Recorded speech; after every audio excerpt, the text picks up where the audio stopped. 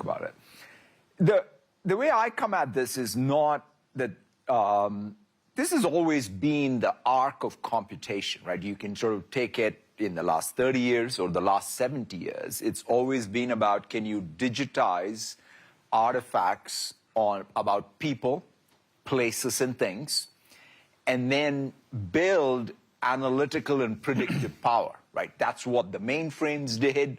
That's what the mini computer did. That's what the client server era did. That's what the web era did, the mobile cloud era did. So it depends, irrespective of which paradigm or platform, it has been one continuous arc of saying, let's make better sense of this world by reasoning about it in digital form, because in some sense, once you have these artifacts in digital form, you can use a more malleable resource like software, right?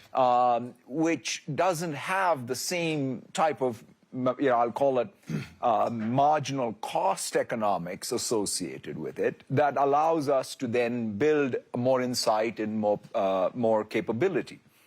And in that context, AI, I would say, is of the same class, at least, like the web or the internet, or mobile or PC or the cloud, and maybe even greater. And so, to me, right now, where we are is, let's take just what's happened with software engineering, right? Which is one, is knowledge work. You could say it's elite knowledge work. Mm-hmm. It started off, in fact, my own belief in this generation of AI and its capability really got built up when I first saw GitHub Copilot do code completions, right? So for the longest time, we had the dream that if you're a software developer, can you predict the next sort of word or the next line of code? And suddenly it started working with these models. Then you said, okay, if I can do that, then can I actually go and bring back, the flow for a software developer by going to a chat session and asking any question, and it comes back with answers that then you can use in your coding flow, right? So that was the next thing. Then you said, well, if that's working, can I assign it small tasks? That was the agent mode. Now you have complete autonomous agents where you can give it your entire project, right? It can work, 24/7. It can work for 24/7. I mean, it's still, we've got some ways to go for these things to remain coherent long time, but nevertheless, it's getting better and better. And interestingly enough, you look at it, the software developer still is got a lot of agency in it, right? So that's why I kind of still think that, going and thinking of these as somehow living outside of the realm of human agency is probably not the right way to think about it. In fact, the way to perhaps conceive it, like if, let's say in early 80s, if somebody had come to us and said, well, 4 billion people are going to wake up every morning and start typing, you would have said, why? Right? We have a typist pool that's good enough. We don't need 4 billion people. But that's what happened. Like, we invented this entire class of thing called knowledge work, where people started really using computers to go amplify what we were trying to achieve using software. I think in the context of AI, that same thing is going to happen. Mm-hmm. It's not like, what is hardcore coding is going to remain hardcore coding forever. It's just that the levels of abstraction are going to change. But we also are going to have code as output, just like documents. In fact, one of Bill's things at Microsoft from the day I joined in '92 always was, what's the real difference between a document, a website, and an application, right? It's the lack of sort of software that can transform itself. Interestingly enough, AI finally gives us that, right? Which is, I can write a document. I can just say, no, I don't want it as a document. I want it as a website. It'll just transform that document using code into a website. I say, well, I don't like the website. I want an app. It'll write more code to transform it. So that reasoning and reasoning capabilities, that prediction capabilities, that ability to take action, remain long-term coherent, is all improving. And our job, though, is to parlay this. Like, take even what you at BlackRock are doing, right? When you're taking something like, say, Copilot plus Aladdin and bringing those things together, right, to improve the productivity in the firm for the decisions you want to make, right, with your data. I could just tell you at our firm, things that would take 12 hours to compute now takes minutes. For us, processing $14 trillion of other people's money with hundreds of thousands of different mandates, we could do that instantaneous. And that, to me, if it wasn't for the technology and AI today, we would not be able to function to the scale that we're operating. That's right. And so, to me, that one firm at a time, one country at a time, if we can really take these tokens and bend the curve of productivity, then there is surplus everywhere, and that's really the goal. Well, surplus could be scary, too. Does surplus mean fewer workers? What do we mean by surplus? And so, I'm going to tie that into my second question about AI diffusion. Yeah. To me, the whole realization of AI for any society and also for a more balanced world is making sure that it's diffused and accessible and available across the world. So can you describe how this process of diffusion across economies, across companies, across people and countries, how does that play out? Yeah, I think that this is the real question, right? Because one of the things right now, the zeitgeist is a little bit about the admiration for AI in its abstract form or as technology. But I think we as even a global community have to get to a point where we're using this to do something useful that changes the outcomes of people and communities and countries and industries, right? Otherwise, I don't think this makes much sense, right? In fact, I would say we will quickly lose even the social permission to actually take something like energy, which is a scarce resource, and use it to generate these tokens. If these tokens are not improving health outcomes, education outcomes, public sector efficiency, private sector competitiveness across all sectors, small and large, right? And that, to me, is ultimately the goal. So therefore, I think really diffusion is everything. And so the way it happens is, let's sort of unpack this.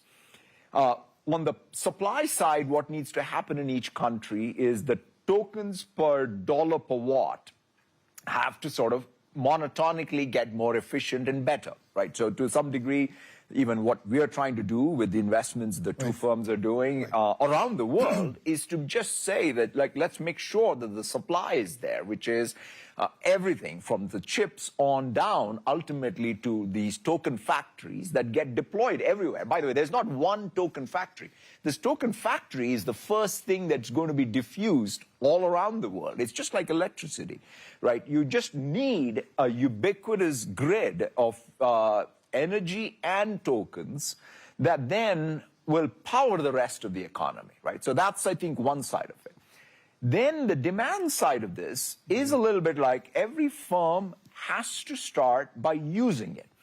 If I look back even, when the PCs first came out or the personal computing era started, I loved, I think Jobs had a nice metaphor. He called it the bicycle for the mind.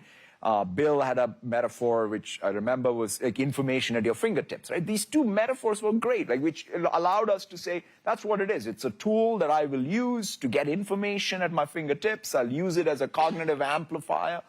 Now, I think that's what we have, but 10x, 100x, right? So in some sense, you, as every knowledge worker, you now have access to infinite minds. That's the way I think about it, right? So there's a Turing Award winner called Raj Reddy who had this nice metaphor of AI, and he had this long before even generative AI. He said either it's a cognitive amplifier or it's a guardian angel, right? So if you think of AI as that, then in the global workforce, right, when a doctor can get to a patient, spend more time with the patient because the AI is doing the transcription and entering the records in the EMR system, entering the right billing code so that the healthcare industry is better served across the payer, the provider, and the patient ultimately.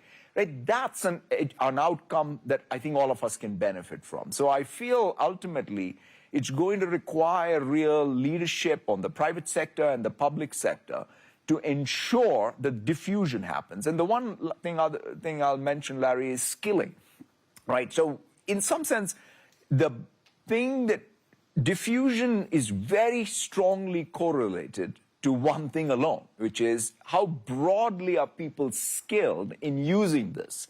And interestingly enough, I think if mobile has taught us one thing, is it's actually distinct from what happened in the PC, right? I remember even growing up in the global south, there used to be a real relationship between learning Excel skills or Word skills and getting a job.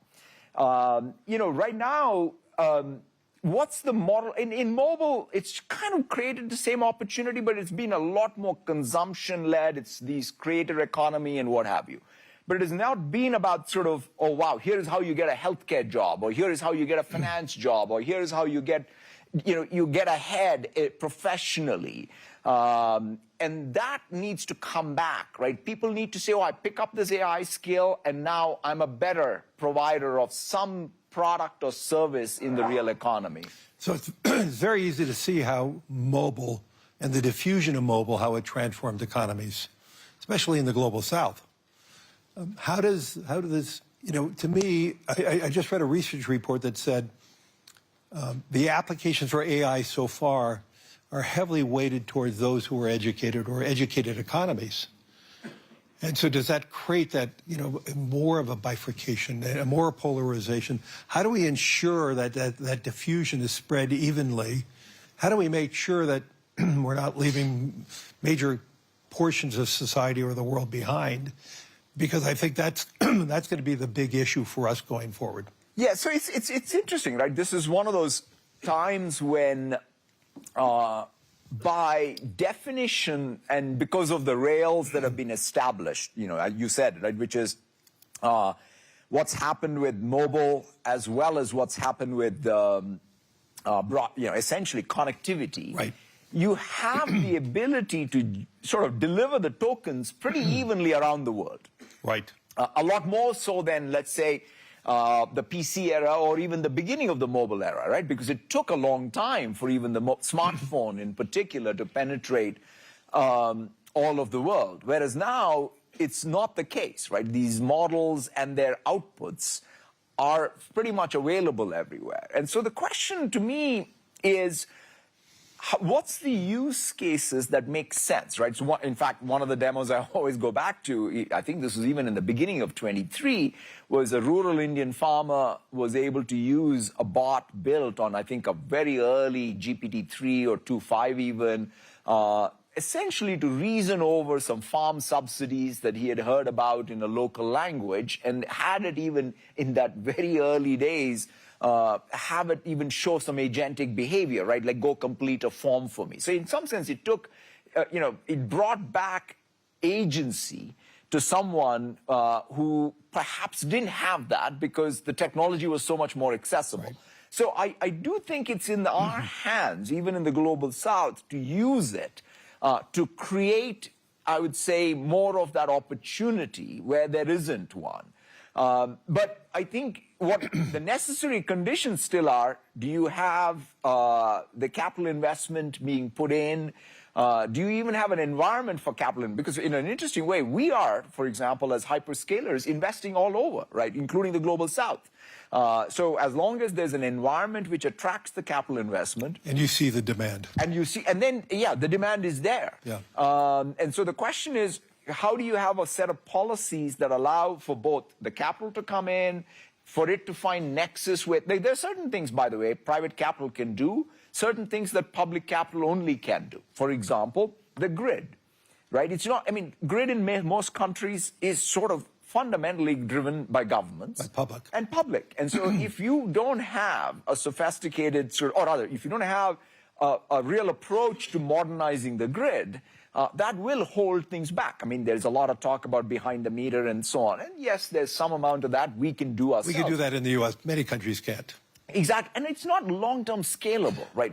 To me, a long-term scalable solution is to have, all of these token factories, part of the real economy, connected to the grid, connected to the telco network, delivering. Just like we delivered bits, you have to deliver tokens plus bits. And that's kind of what's going to drive an at scale, whether it's in the global south or on the developed world. So many people talk about there may be an AI bubble.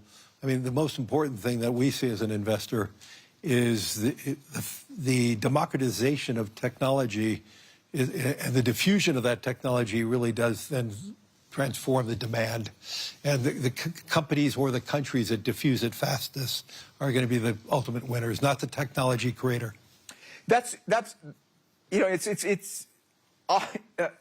for this not to be a bubble, Yep. by definition, it requires that the benefits of this are much more evenly spread. I mean, I think a telltale sign of if it's a bubble would be if all we're talking about are the tech firms, right? If all we talk about is what's happening to the technology side, then that's it's just purely supply side. Right. Ultimately, if we are not talking about, wow, here is a drug that was sort of brought into the market that's super successful because it was AI accelerated the clinical trial. It's not even the magical molecule, right? It's kind of even the rest of what is needed in order to make something much more relevant, right? And so the more we have, and by the way, it's happening, right? So I'm not sort of saying that. That's why I'm much more confident that this is a technology that will, in fact, build on the rails of cloud and mobile, diffuse faster, Yep. and bend the productivity curve and bring local surplus and economic growth all around the world, not just economic growth driven by capital expenses, right? Because it's a narrow point in time calculation. It's Right now, that's what we're seeing more. That's what we're seeing, in the developed world in particular.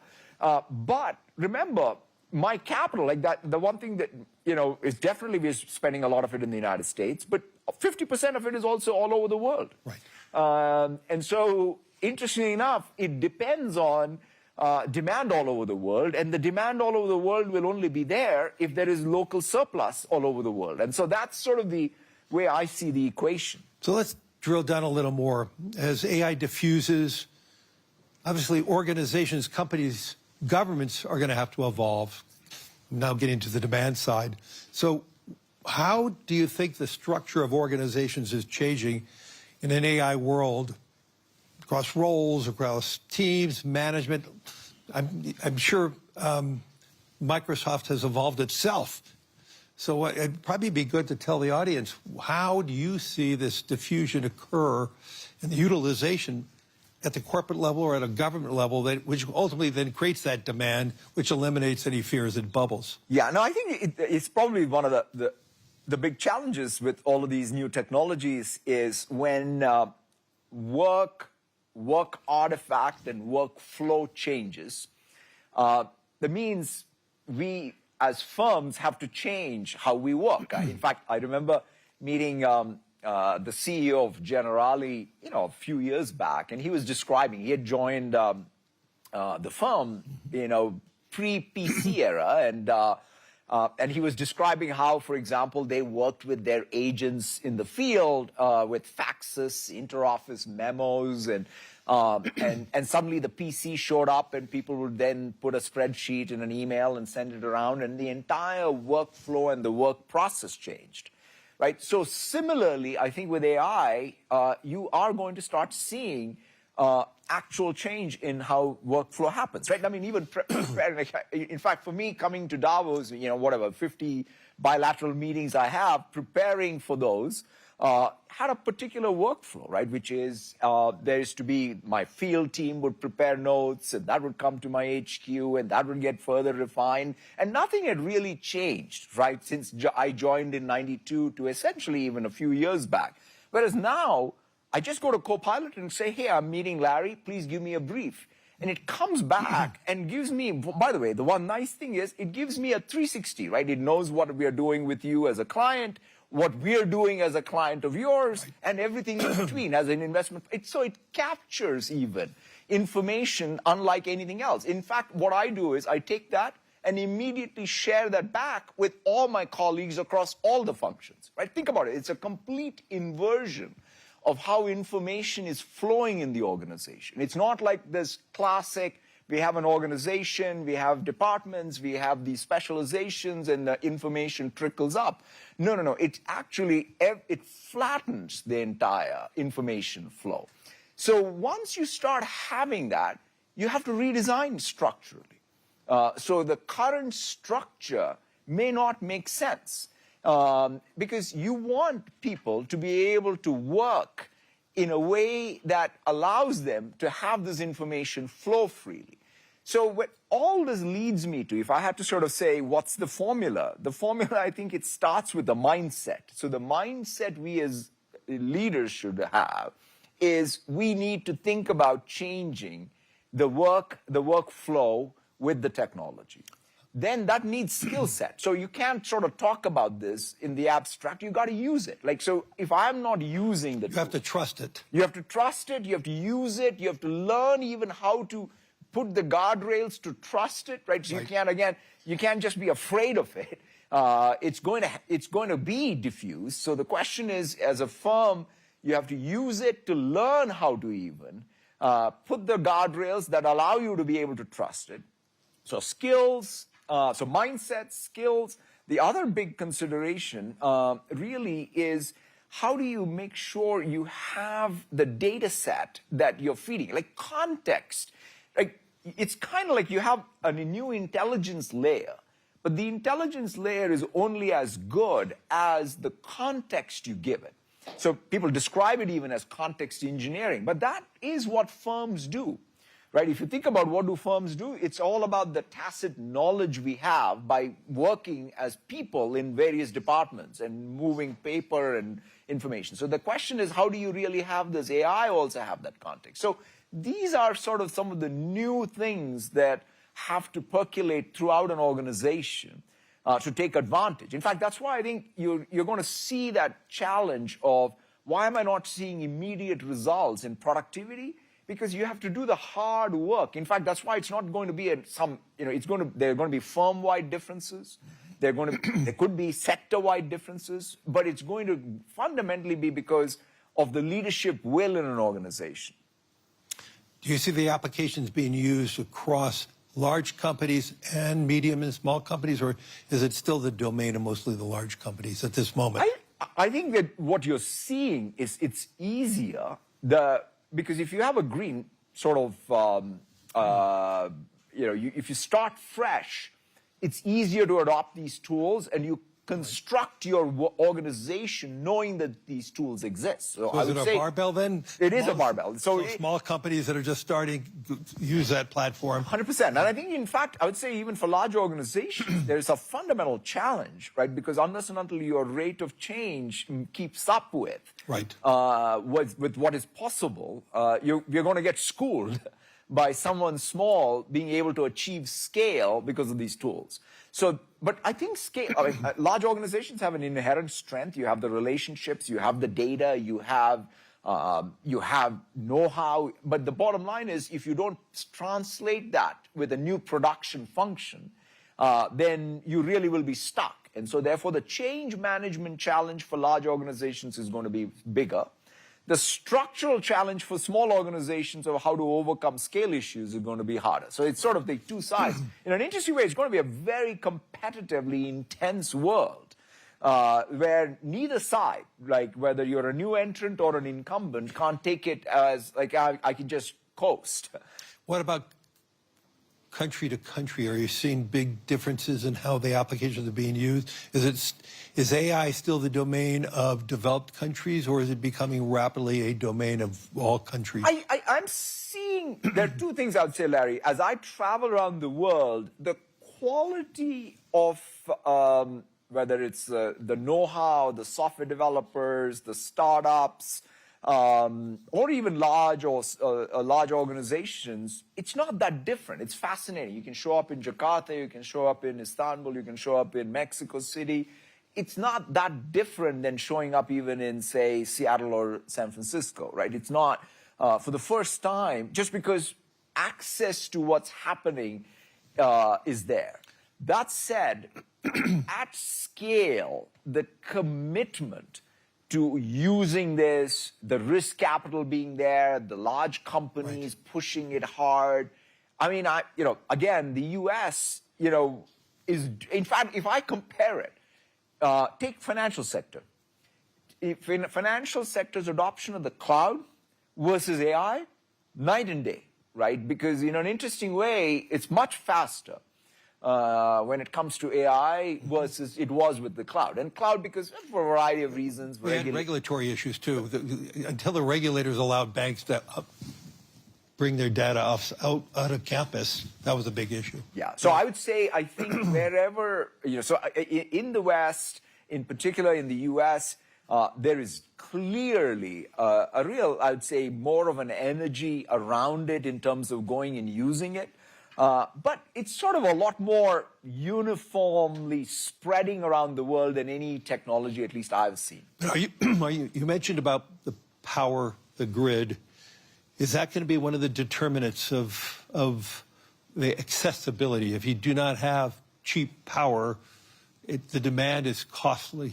100%. So if you sort of look at the tokens per dollar per watt, right, which I think in some sense I would claim that GDP growth in any place will be directly correlated. Like if you sort of buy my entire argument that, look, we've got a new commodity, it's tokens. Right. And the job of every economy and every firm in the economy is to translate these tokens into economic growth. Then if you have a cheaper commodity, it's better. And so that's sort of why this tokens per dollar per watt. And by the way, there are many, many elements to this, right? Which is, it's not just the production side. That's why I think even having the grid is important. Construction costs, right? So if you think about the total TCO, everything, it's like, are you a cheap producer of energy? Can you build the data centers? Then what's the cost curve of the silicon and the systems? Right. And by the way, look at the token pricing, right? Token pricing basically drops by, a half every 3 months. I mean, this is that's why I think you can sort of really plot how you use the tokens to create surplus, knowing that you have a commodity whose prices are just going to monotonically come down in a pretty fast curve. We're sitting in Europe, and there is a real fear because Europe does not have its own power. It has to import mostly of its power. Do you have any messages for Europe related to this? Yeah, I mean, I think so there are two sets of things, right? One is, here we are in Switzerland, and I look at the pharma or the financial sector. Obviously, they do a big job in this country, as in Europe, but they're also international brands and international operations. So one thing that whenever I think about Europe is the Europeans are producing products and services that actually are going everywhere in the world. And so therefore, European competitiveness is about the competitiveness of their output globally, not just in Europe. I think sometimes when you come to Europe, there's a lot of conversation about just Europe.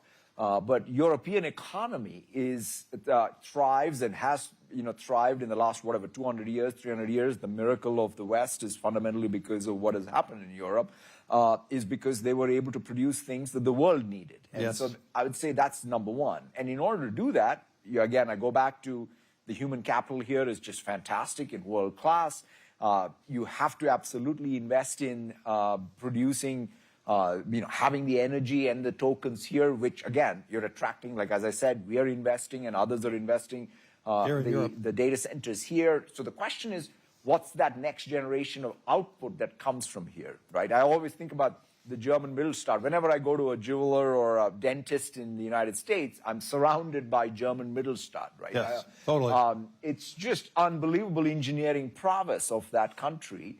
And now the question, and by the way, that's the point. They are producing industrial products, which today are built into it, all the intelligence as well. That data, right? So I know whenever we come to Europe, everyone's like talking about sovereignty and data this, data that. Guess what?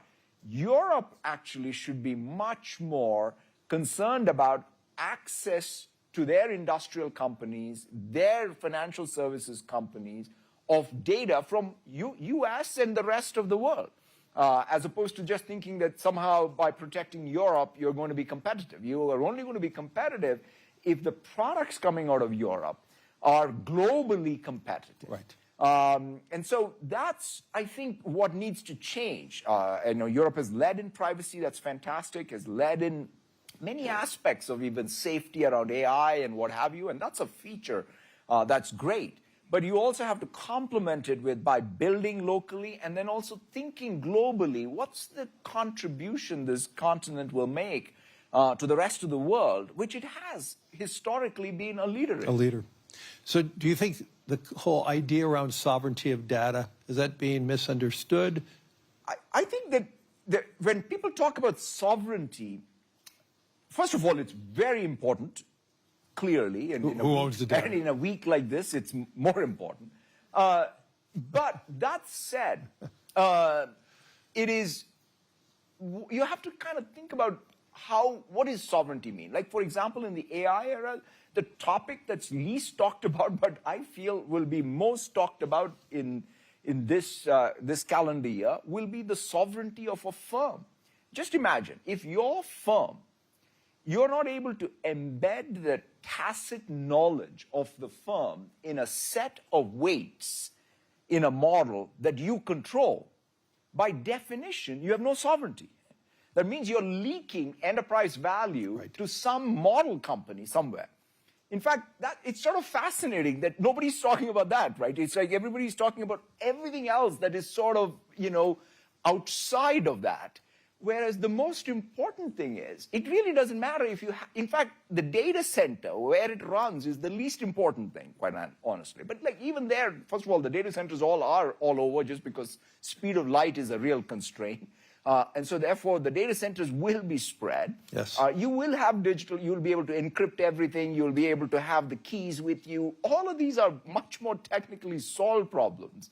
But the one problem that will only be solved is by you having much more sovereignty over the tacit knowledge and control over the models, and it's not a one-way enterprise value transfer. And so to me, I think sovereignty requires real thought on what is it. Control of destiny means that your ability to produce something that is unique is preserved. David Ricardo was not wrong. There's comparative advantage in countries. There is comparative advantage in firms. That needs to be preserved even in the AI era. That's what will give you real sovereignty. One last question. I know we're running out of time. In 5 years or 10 years, is there going to be one dominant model that we're all going to be using, and how is Microsoft preparing for this? Are we going to be using one model for enterprise, one model for other traits? Even in the last 3 years, 4 years that we've been at it, the reality at this point is it's a multi-model world, right? I mean, in fact, if you think about it, both there are going to be multiple models, and the trick is really how do you take advantage of these multiple models and in fact build your own model by distilling these, right? So think of these models that you orchestrate to build your own model, and more importantly, you do what is described as orchestration or harness engineering. So the IP of any application or any firm is, how do you use all these models with context engineering or your data? Yes. Right, so it's that three parts. So can I bring in all the models, by the way, which is closed source, open source, build my own model, orchestrate them, and feed it my data to change the trajectory of some outcome that I care about? That's it. That's the entire picture. So you can do it in, like, I produce a particular product or service. First, I got to do better job in sales, or better job in R&D, or better job in finance, or what have you. And you take that outcome, and then you say, can I use all the models, orchestrate them, and feed it my context? And then as a result of it, the reasoning traces are really leading to some capability and models that I control as my IP. As long as firms can answer that question, they're going to be getting ahead. Ladies and gentlemen, let's thank Satya, my friend. Thank you. Well, and hopefully this is the beginning of many great dialogue and conversations here at the World Economic Forum. Thank you, everyone. Thank you.